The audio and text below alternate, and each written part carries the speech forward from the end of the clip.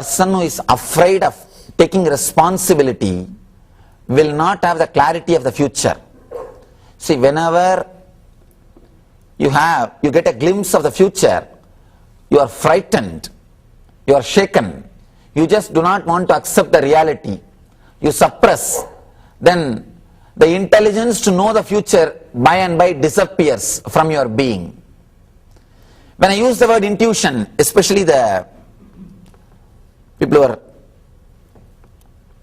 trained in logic, they say there is no such thing as intuition, Swamiji. How can you say? Can you give some solid proof for intuition? Let me give you a small example. In one meditation camp, one participant asked me, Swamiji, in my life, many times I had this strange experience. At some time, for example, in a party, suddenly I will feel that somebody is going to come, some particular person is going to come there in 5 minutes. In 5 minutes, really he will be there. And when a telephone rings, I suddenly remember somebody's name, some friend's name whom I have not met for 2-3 years. When I pick up the phone, he is there on the line. When a calling bell rings, I remember somebody's name. When I go and open the door, he is standing. How this experience happens? And he says, sometimes when I go to a new place, suddenly I feel I know this place completely. And I know what things are. And exactly it is there as I expected or as I felt. How this experience happens to me? I asked that group, how many of you in your life had this kind of experience at least once? More than 80% of the people said we had. Let us see in this group, how many of you had this kind of experience at least once in your life? Raise your hand. Again, 80%, more than 80%. See, if it happens once in one person's life, we can say it is a coincidence. We can just brush it aside, using the word coincidence. If it happens in so many persons' lives and so many times, how can you say it is a coincidence? It is something more than coincidence. Whether you believe it or not, accept it or not, you have the power of intuition. People who are ready to open themselves to that dimension, who are ready to encourage that dimension, they grow in the leader consciousness. They achieve the intuition. But people are afraid to face the future. Sometimes you do not want to face the future. You do not want to face the reality. You just escape from it. All our addiction is nothing but escaping from reality. Whether you are addicted to alcohol or addicted to food or addicted to TV, all addictions are just trying to escape from reality.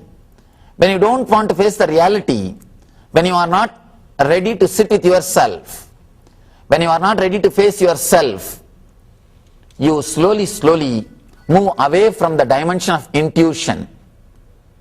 Slowly you disconnect yourself from one of your important power. I can say intuition is a power. Just like 5 senses, you have the 6th sense, the 6th energy or the power to see the future. To see the future. Please be very clear, I am not proposing any theory, I am not giving you any false hopes, I am speaking from the reality and experiences of the people. I am speaking the truth. I am speaking out of not only my experience, out of the experiences of millions of people who have explored or who are ready to enter into their inner space to work on their engrams. Here, all I wanted to say, try to sit with yourself at least 20 minutes every day. You don't have to do anything particular. You don't have to do some mantra or some meditation or nothing. If you can just sit with yourself, seeing your inner chattering, the problems which is continuously going inside your being, you will bring down the number of samskaras. You will give little space for you to relax. You will create inner space. As on now, your inner space is filled with these engraved memories. That is why so much of confusion. To take one small decisions, you create 200 thoughts. To make one small decision, you create 200 thoughts. You jump from this side to that side and this side to that side. This will happen or that will happen. After that what will happen? After that what will happen? After that what will happen? You just build. By the time you decide, already the moment has passed. There is no need for your decision. The moment is over. One more thing. Postponing is also one more kind of decision. We always tend to postpone. And we don't understand. Postponing itself is a one decision.